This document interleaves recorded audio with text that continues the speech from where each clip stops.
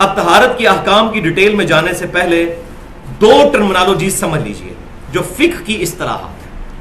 فقہ کو ہم مانتے ہیں الحمدللہ. فقہ عربی میں کہتے ہیں ٹرو انڈرسٹینڈنگ کسی چیز کی, اس کو کہتے ہیں فقہ. اور امام بخاری رحمۃ اللہ علیہ نے پورا چیپٹر باندھا ہے جس کی ہیڈنگ یہی ہے کہ اللہ تعالیٰ جس کے ساتھ بھلائی کا ارادہ فرماتا ہے اس کو دین کی فقہ عطا فرما دیتا ہے. اور نیچے حدیث لے کے آئے کہ نبی صلی اللہ علیہ وسلم نے فرمایا اللہ تعالیٰ جس کے ساتھ بھلائی کا ارادہ فرماتا ہے اس کو دین کی فقہ عطا فرما دیتا ہے. اللہ عطا فرمانے والا ہے, میں صرف تقسیم کرنے والا ہوں. یعنی یہ دین اللہ کی طرف سے. یہ جس کا آخری ٹکڑا پکڑ کے تو وہ معاملہ کیا ہوا ہے جی اللہ تعالیٰ دیتا ہے اور نبی صلی اللہ علیہ وسلم تقسیم کرتے ہیں. وہ کیا چیز تقسیم کرتے ہیں؟ دین. تو یہ آدھا حصہ اس کا کوٹ کرتے ہیں. نبی صلی اللہ علیہ وسلم فرمایا اللہ عطا فرماتا ہے دین کا علم اور میں تقسیم کرنے والا ہوں. اور یقیناً الحمدللہ نبی صلی اللہ علیہ وسلم کے صدقے ہی دین ہم تک پہنچا ہے. آپ صلی اللہ علیہ وسلم نے ہی دین ہم تک پہنچا ہے. اس کے بعد صحابہ کرام علیہم رضوان. یہ صدقے وہ والا نہیں ہے جو پنجابی میں استعمال ہوتا ہے. یہ صدقے سے مراد یہ ہے کہ ان کے ذریعے سے, ان کے وسیلے سے.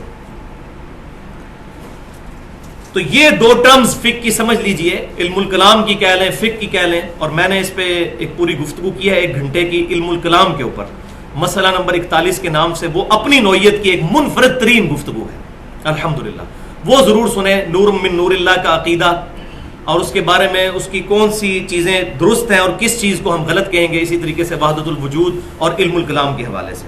تو علم الکلام کی ٹرمز استعمال کرنے میں کوئی حرج نہیں اگر وہ کتاب و سنت سے ٹکرائے نہ. بعض اوقات وہ غلط بھی ہو سکتی ہیں. تو لہٰذا یہ فقہ کی 2 ٹرمز سمجھنا ضروری ہے اگلی چیزوں کو سمجھنے کے لیے. نمبر 1 حقیقی نجاست اور نمبر 2 حکمی نجاست. حقیقی نجاست وہ ہے جو فزیکل ٹینجیبل فارم میں ہمیں نظر آتی ہے. پیشاب, پخانہ, منی, ودی, اس طرح کی جتنی چیزیں ہیں یہ فزیکل فارم میں جو نجاستیں ہیں ان کو حقیقی نجاستیں کہتے ہیں جو ہمیں نظر آ رہی ہیں. اور ایک حکمی نجاستیں ہیں. جیسے کسی کی ہوا خارج ہوگی تو فزیکلی تو کوئی اس کے جسم پہ گندگی نہیں لگی لیکن نماز پڑھنے کے اعتبار سے وہ شخص پاک نہیں. اللہ کا حکم یہ ہے کہ وہ شخص پہلے وضو کرے پھر نماز کی طرف آئے. تو حقیقتاً وہ ناپاک نہیں ہے لیکن حکمی اعتبار سے وہ ناپاک ہے. اسی لیے بے وضو شخص مسجد میں بیٹھ سکتا ہے. اگر ناپاک ہو تو مسجد میں نہ بیٹھے. ہاں جس پہ غسل فرض ہے اس کا معاملہ ذرا احکام ڈیفرنٹ ہے لیکن وہ بھی ان معنوں میں حقیقی طور پر ناپاک نہیں ہوتا. اور اس کا ثبوت کیا ہے؟ 3 حدیثیں. پہلی حدیث صحیح بخاری اور مسلم کی متفق علیہ حدیث ہے. سیدنا ابو ہریرہ رضی اللہ تعالیٰ عنہ کہتے ہیں کہ ایک دفعہ مجھ پر غسل فرض ہو گیا نائٹ فال احتلام کی وجہ سے. تو میں جو ہے وہ باہر نکل گیا مسجد سے. راستے میں نبی صلی اللہ علیہ وسلم مجھے ملے. آپ صلی اللہ علیہ وسلم نے میرا ہاتھ پکڑا اور آپ صلی اللہ علیہ وسلم شفقت فرماتے ہوئے مجھے ساتھ ایک جگہ لے گئے اور آپ صلی اللہ علیہ وسلم نے گفتگو فرمانی شروع کی. بس اسی دوران آپ صلی اللہ علیہ وسلم جب کسی اور طرف متوجہ ہوئے میں چپکے سے نکلا اور جا کر غسل کر کے دوبارہ حاضر ہوا تو آپ صلی اللہ علیہ وسلم نے پوچھا ابو ہریرہ کہاں چلے گئے تھے؟ تو آپ رضی اللہ تعالیٰ عنہ نے عرض کیا کہ اللہ کے رسول صلی اللہ علیہ وسلم میں محتلم تھا, مجھ پر غسل فرض تھا, محتلم تھا.